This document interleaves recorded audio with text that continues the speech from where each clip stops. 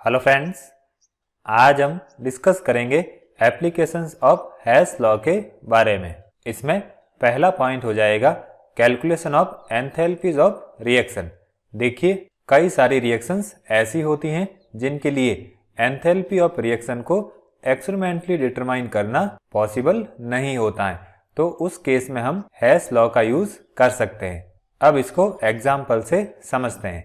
देखिए, जब कार्बन को ऑक्सीजन की प्रेजेंस में बर्न करके कार्बन मोनोऑक्साइड बनाई जाती है, तो उस केस में इस रिएक्शन में जो हीट इवॉल्व होती है उसको मेजर करना एक्सट्रीमली डिफिकल्ट होता है। देखिए, ये हो गई कार्बन मोनोऑक्साइड के फॉर्मेशन की रिएक्शन और इसके लिए हम डेल एच की वैल्यू फाइंड आउट करेंगे। अब हेस लॉ की बात करें तो इसके अकॉर्डिंग 1 मोल कार्बन का अगर कंबस्टन करते हैं तो उस केस में जो हीट इवॉल्व होती है उसकी वैल्यू हमेशा सेम रहती है, चाहे हम रिएक्शन सिंगल स्टेप में करवाएं या इस रिएक्शन को डिफरेंट स्टेप्स में करवाएं। अगर इस रिएक्शन को सिंगल स्टेप में करवाते हैं तो डेल एच की वैल्यू ये आती है, और अगर हम इसी रिएक्शन को 2 स्टेप्स में करवाते हैं तो उस केस में पहले कार्बन मोनोऑक्साइड बनेगी और फिर कार्बन मोनोऑक्साइड के ऑक्सीडेशन से कार्बन डाइऑक्साइड बनेगी। अब फर्स्ट स्टेप के लिए डेल एच की वैल्यू हम x मानते हैं और सेकंड स्टेप के लिए डेल एच की वैल्यू y मानते हैं। अब देखिए, फर्स्ट स्टेप में कार्बन मोनोऑक्साइड का फॉर्मेशन हो रहा है, तो इस केस में इस रिएक्शन के लिए डेल एच की वैल्यू एक्सपेरिमेंटली कैलकुलेट करना पॉसिबल नहीं होता है। लेकिन सेकंड स्टेप की बात करें तो इस केस में कार्बन मोनोऑक्साइड का कंबस्टन कार्बन डाइऑक्साइड में हो रहा है, तो इस स्टेप के लिए हम डेल एच की वैल्यू एक्सपेरिमेंटली कैलकुलेट कर सकते हैं और इसके लिए ये वैल्यू -282 किलो जूल आती है। अब हेस लॉ के अकॉर्डिंग x प्लस वाई की वैल्यू इसके इक्वल होनी चाहिए, तो यहाँ पर हमें x की वैल्यू फाइंड आउट करनी है और y की वैल्यू हमारे पास है, तो हम x की वैल्यू को इस तरह से फाइंड आउट कर सकते हैं। यहाँ पर हम y की वैल्यू पुट करेंगे और जब इसको सॉल्व करेंगे तो रिजल्ट ये आएगा। तो हम कह सकते हैं जब कार्बन का कार्बन मोनोऑक्साइड में कंबस्टन होता है तो उस केस में डेल एच की वैल्यू ये रहेगी, मीन्स यहाँ पर x की वैल्यू ये आ जाएगी। तो इस तरह से हम हेस लॉ की हेल्प से रिएक्शन की एंथैल्पी कैलकुलेट कर सकते हैं। फिर बात करते हैं सेकंड एप्लीकेशन की। इसमें हम ऐसी रिएक्शन की एंथैल्पी को डिटरमाइन करेंगे जो कि स्लो होती हैं। देखिए, अगर हम रोम्बिक सल्फर का मोनोक्लिनिक सल्फर में ट्रांसफॉर्मेशन करते हैं तो ये रिएक्शन बहुत ही स्लो होती हैं, तो इस केस में इस रिएक्शन के लिए एंथैल्पी का डायरेक्ट मेजरमेंट पॉसिबल नहीं होता है।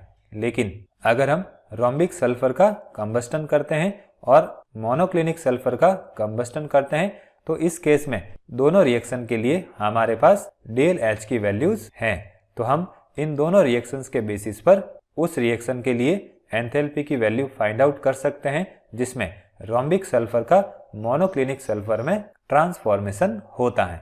तो इसके लिए हम इक्वेशन सेकंड में से इक्वेशन फर्स्ट को सब्सट्रैक्ट करेंगे, मीन्स मोनोक्लिनिक में से रोम्बिक की इक्वेशन को सब्सट्रैक्ट करेंगे, तो हमारे पास डेल एच की वैल्यू ये आ जाएगी। अब इस इक्वेशन को हम इस फॉर्म में लिखते हैं तो ये वैल्यू प्लस में आ जाएगी। तो इस तरह से जब रोम्बिक सल्फर को मोनोक्लिनिक सल्फर में चेंज करते हैं तो उसके लिए डेल एच की वैल्यू +2.5 किलो जूल रहेगी। फिर बात करते हैं थर्ड एप्लीकेशन की। इसमें हम एंथैल्पी ऑफ फॉर्मेशन को कैलकुलेट करेंगे। देखिए, हेस लॉ की बात करें तो इसकी हेल्प से हम उन कंपाउंड्स के लिए एंथैल्पी ऑफ फॉर्मेशन कैलकुलेट कर सकते हैं जिनको हम एक्सपेरिमेंटली डिटरमाइन नहीं कर सकते। अब देखते हैं इसका एग्जाम्पल।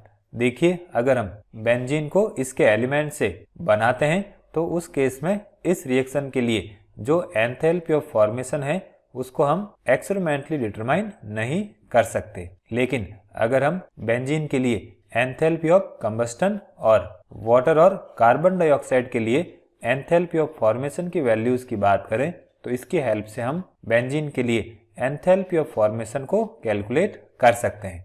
अब इस कैलकुलेशन का जो सॉल्यूशन है उसको हम 2 स्टेप्स में कर सकते हैं। देखिए, स्टेप फर्स्ट में हम कुछ नॉन वैल्यूज़ की थर्मोकेमिकल इक्वेशंस को यूज़ करेंगे। इसमें सबसे पहली हो जाएगी बेंजीन के कंबस्टन की रिएक्शन, फिर हो जाएगी कार्बन मोनोऑक्साइड के फॉर्मेशन की रिएक्शन, और थर्ड हो जाएगी वाटर के फॉर्मेशन की रिएक्शन, और ये हो जाएगी इनके लिए डेल एच की वैल्यू। अब बेंजीन में 6 कार्बन्स होते हैं, तो हम क्या करेंगे, सेकंड इक्वेशन को 6 से मल्टीप्लाई कर देंगे, और बेंजीन में 6 हाइड्रोजन होते हैं, तो हम थर्ड इक्वेशन को 3 से मल्टीप्लाई कर देंगे। अब इसके बाद जो इक्वेशन फोर्थ और फिफ्थ आती हैं उसको हम ऐड कर देंगे और उसमें से इक्वेशन 1 को सब्सट्रैक्ट कर देंगे।